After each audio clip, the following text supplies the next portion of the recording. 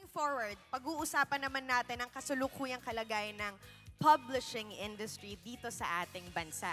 Kung saan ba nagtatagpo ang malikhaing pagsulat at ang mga hamon ng negosyo. Paano nga ba natin mapapalakas ang mga boses ng Pilipino habang binubuo ang isang mas matatag at sustainable na industriya? Let's go. Pag-usapan natin to kasama ang Chief Operating Officer of One Mega Group, Inc., Mr. Ramon Galicia.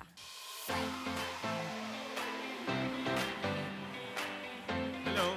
Hi, Ramon. Magandang hapon, mga go-negosyante. Please. All right. Ramon, thank you for joining us. Okay lang ba I'll call you Ramon? First name basis is fine naman, yeah. di ba? Yes. Ayan. All right. So, first up, syempre, let's introduce ourselves. What inspired you to enter the publishing industry and how did One Mega Group Inc. come about? Okay, so para mas magkakilanlan tayo na mas mabuti, I'll give a very personal story why I am where I am right now. So, nagtatrabaho ko for already more than 2 decades. And what I realized is that sa lahat ng ginawa kong trabaho bilang guro, academic chair, fashion brand manager, product development person, lagi kong nakikita na may tag-o-war o laging hilahan ang negosyo o business side of things at yung mga creatives. And what I realize is, sa lahat ng mga creative endeavors na nag-succeed, sila yung mga tao na guided ng mga business principles. Ano ibig sabihin nito? Hindi lang pwede purong creativity, guided by clear business objectives and purpose. And all throughout my career, that has always been my role, to reconcile and to bridge commerce and creativity. That's the reason why I was able to get into publishing. Our CEO, Archie Carrasco, he was the one who painted a vision of ano ba dapat ang role ng publishing sa national development. At para sa kanya, ang mahalaga is that ginagamit ang publishing para ma-pursue ang different kinds of purpose that will help in societal goals. For example, noong 1992, yung founder ng Mega, it's the oldest fashion magazine in the Philippines. Ang pangalan niya, si Sari V. Yap, gumawa siya ng thesis, and it's called, she wanted to create a fashion magazine for the Filipina in Navarre, Spain. Ito yung thesis niya sa isang exhibit. Nakita niya sa Spain, merong magazine, ang pangalan Telva. And parang bakit sa Pilipinas walang ganon? So nung pagbalik niya sa Pilipinas, she decided to create Mega. So makikita niyo dito, Mega nung 1992, si Jerome Olorosissimo, yun yung pangalan niya. Siya yung parang supermodel ng mga panahong yon. And this was just released recently.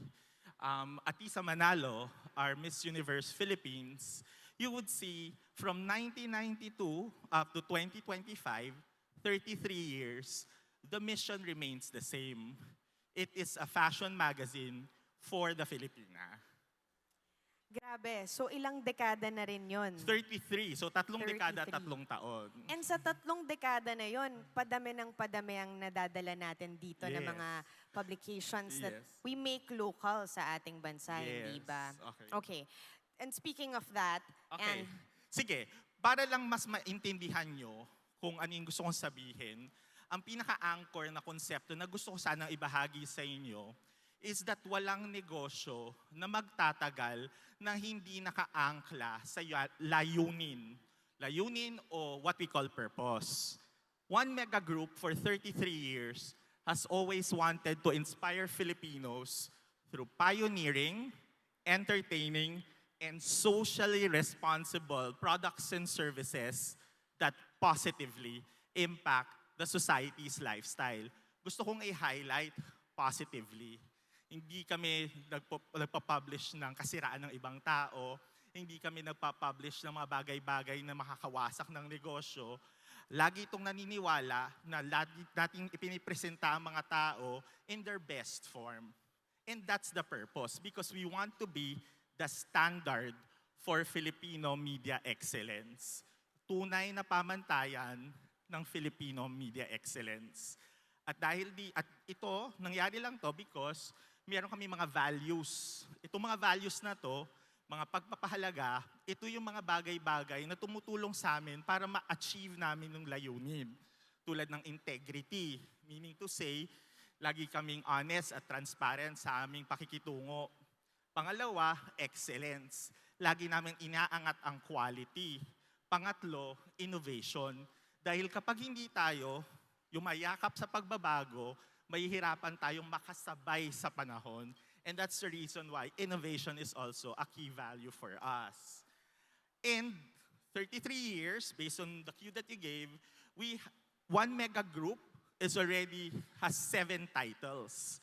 So nagsimula lang siya sa Mega, yung first fashion glossy magazine, 1992, sunod-sunod na. Okay, katulad ng V-Man Southeast Asia.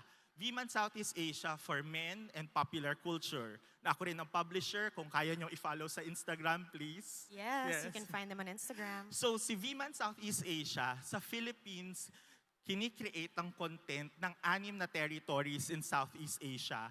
And it serves as the Bible for the progressive man. So hindi lang Pilipinas, Indonesia, Malaysia, Thailand, Singapore, Vietnam, lahat yan sakop ng content ng V-Man Southeast Asia. Tapos Lifestyle Asia, ito naman yung nagsasabi of what the good life is. Ang target nito, A and B segments. Blueprint, yung nag-iisang magazine sa industriya that focuses on design and architecture and primarily speaks to that industry. Modern parenting, dahil kakaiba na ang challenges ng pagmamagulang ngayon, ginagamit nito yung different communities para turuan ang iba't ibang tao para maintindihan yung complexities ng pagiging magulang. The Business Manual, Handbook for Business, pwede sa inyo to. And I also, if you want to also subscribe to the Business Manual, please do so because it gives you inspiring stories of CEOs and entrepreneurs. And then lastly, The Game, which is basically a sports lifestyle brand that looks at how our sports heroes operate outside the court. Ramon, if may interject lang, etong nakikita nating mga names ng magazines ngayon, ano yan, sabay-sabay ninyong na-acquire or over the 30 years unti-unti. Okay, katulad ng Mega 1992. V-Man Southeast Asia, wala pang 1 taon. Lifestyle Asia, matagal na siya nag-exist 1987, pero no-acquire siya noong 1990s. Blueprint, 1999. Modern Parenting, 2020. And then si The Game at si The Business Manual, create sila ng 2022. Wow, okay. So, hindi kailangan lahat isang bagsakan kapag mag-i-invest ka sa produkto or service mo. And speaking of that, bilang nagsimula tayo way back when it was all print at ngayon nag-evolve na, no? What is the current vision of One Mega Group when it comes to the evolution of all the different brands of magazines that you have Ang under? vision ng One Mega Group is always put purpose at the forefront. So purpose-driven content strategy. Ano ibig sabihin nun? Klaro kami kung saan namin gustong dalhin ang bawat publication at hindi kami maglalagay ng kahit ano to compromise our vision. At the same time, gumagawa rin kami ng mga bagay-bagay na kaingaangat ng community na tina-target ng magazine. Example, if I can play this video. So, May last year, almost 1 year ago, we were able to discover one of 6 young designers.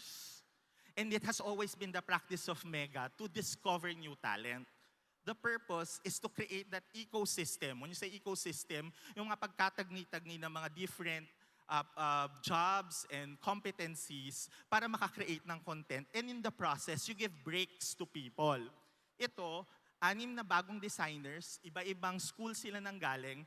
They were able to be mentored by senior designers and they were able to curate and showcase their collection.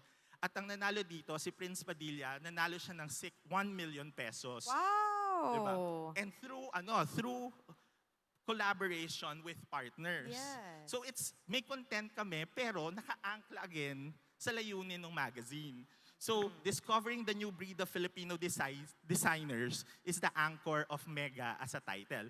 Yun yung example ng purpose-driven strategy. Another, collaboration, not compromise.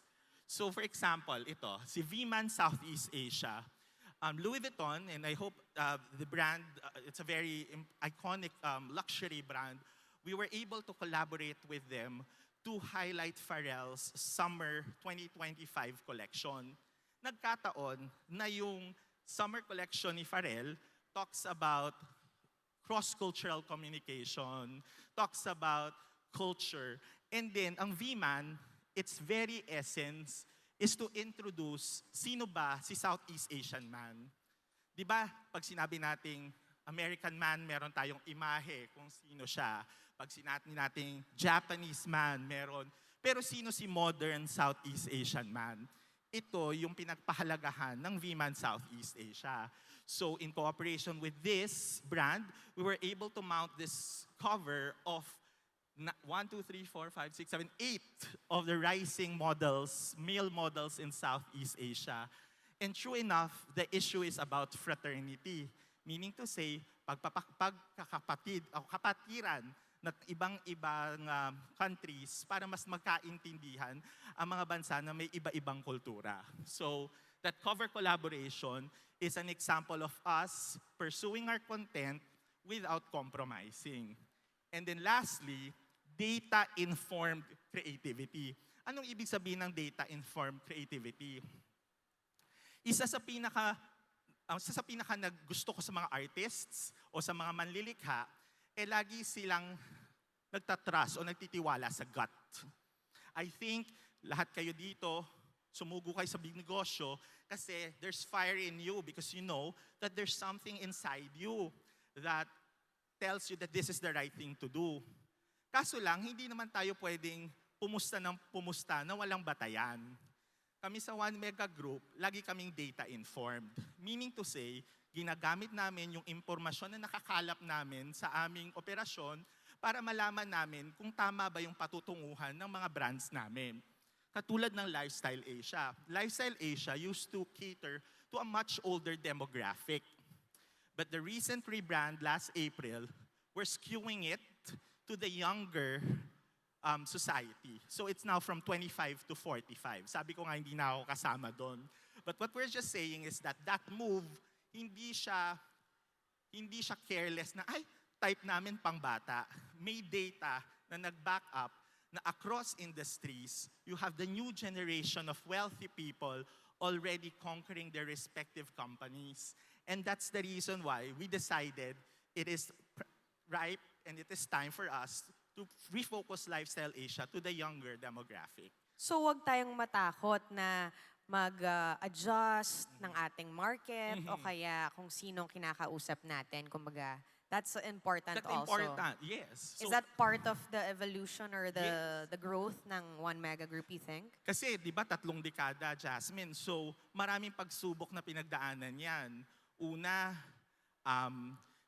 yung sabi, pag-decline ng print. Yes, So, correct. yun, pwede kong pag-usapan mamaya yun. Pangalawa, nung nagka-pandemic, di ba? Yes. And ngayon, medyo nagtitaper down ng luxury sector.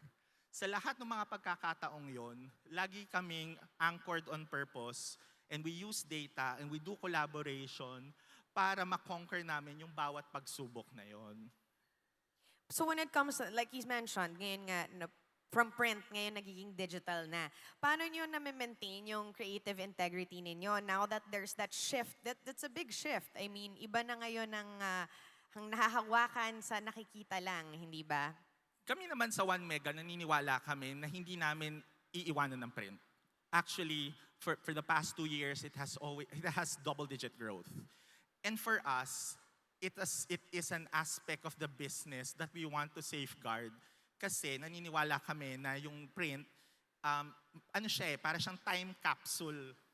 However, at the same time, yung creative integrity, hindi namin kino-compromise kasi may mga ibang platforms kaming pinagagamitan kung saan i-complement niya kung ano yung ginagawa namin sa print. The Okay. website, social media, and then mga events. You've been to our events as well. So parang ang sinasabi mo ba, correct me if I'm wrong, kung humihina na sa isang parte yung negosyo, hanap tayo kung saan tayo makakabawi. Yes. Para commercially, kasi kailangan natin kumita, wag tayong mahiya. Pera, kailangan natin mag-profit ang business, Yes. 'di ba? Tama ba yun ang Tama. pagkakaintindi? Hahanapin mo, pumupusta tayo, pero sisiguraduhin natin na nilalagay rin natin ang investment natin sa tamang platform. Depende sa konteksto ng panahon at depende sa mga pagbabago ng taste o panlasa ng ating merkado. Okay. Not the last question, maybe one of the. Pero, para sa'yo ba, ano ang creative leadership pagdating sa Philippine publishing? Ako ang creative leadership. Creative leadership is leading the narrative. Ano ibig sabihin ng leading the narrative? Maraming nangyayari sa bansa natin. Pero isa ang media or publishing industry ang may kakayanan na magpagtagni-tagni yung mga nangyayari para magkaroon ng kwento na mababasa ng merkado. Para sa amin, leading the narrative means inspire, innovate, and steer brands. So, hindi kami magko-compromise sa editorial integrity, hindi kami magko-compromise sa visuals namin, because ito yung mga bagay-bagay na kailangan para ma-attract namin yung market. Pangalawa, naniniwala din ako na ang publishing ecosystem. Bakit? Kasi bago ka makabuo ng isang magazine o ng social media post o ng event o kaya ng isang website article, maraming creatives, maraming manlilikha kaming ini-employ. Nandyan si makeup artist, nandyan si photographer, nandyan si model, nandyan si stylist, nandyan si production designer, nandyan si event stylist. Lahat yan kailangan para magawa yung content. At kapag nagkakaroon ng pagkakataon na ginagawa mo yan, natutulungan mo silang magkaroon ng output, nabibuild nila yung portfolio, gumagaling sila sa kanilang kalinangan, at nagkakaroon ka ng, so nagiging siyang agent for nation building. Ang ganda kasi ibig sabihin, nagkakaisa din in the platform na kumbaga tinataguyod or nililid ninyo in publishing, everyone gets a chance to build or make it grow, hindi ba? So it becomes a community builder. Becomes a community builder, everybody gains by doing these creative pursuits. I love it. Iba talaga sa creative industries. Minsan nga, yung mga iba kahit no pay na muna kasi this is the experience, it's brittle folio. Hanggang sa lumaki at kayo na rin lumalaki together in the industry, right? Okay, Ramon, what is your advice sa ating mga young creatives ngayon na gustong sumali sa publication or baka siguro yun na yung next step nila pero nag-aalin lang sila kasi baka mamaya yun nga from print to digital hindi sila sigurado ano na yung estado, ano na yung pupuntahan ng career nila. Siguro ang una would be, again, maging klaro kayo sa purpose nyo. Purpose over profit. Hindi ko sinasabing purpose only and no profit. Kaya nga siya negosyo, kaya siya enterprise. So pagklaro sa inyo kung bakit nyo ginagawa to, at hindi lang to paglalagay ng mga images sa isang page, hindi lang siya pagsatagmi-tagni ng mga storya. Lahat ng mga storya, lahat ng agenda, lahat to points out to a purpose. Pag klaro yung purpose, yung audience nyo susunod. At pag may audience and community kayo na na-build, saka kayo magkakaroon ng profit. So that's number one. Number two, and it is also my sickness as partially creative, is that wag tayong matakot magkamali. Because perfectionism is the enemy of creativity. One of the beautiful things that I see in our creatives, sa mga manlilikha, is that kapag ipinasok mo yung trabaho mo, pinakita mo sa mundo ang trabaho mo, that's you opening your soul. That's you subjecting yourself to criticism, to judgment, to possible failure. But you do it anyway.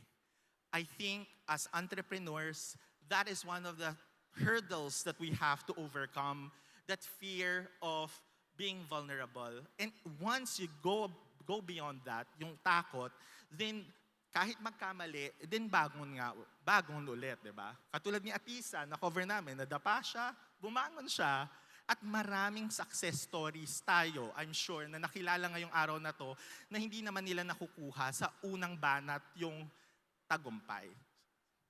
Maraming salamat, Ramon, Maraming salamat. for joining us this afternoon. I hope marami tayong nabaon from that insightful talk. And before you leave, please, one photo together.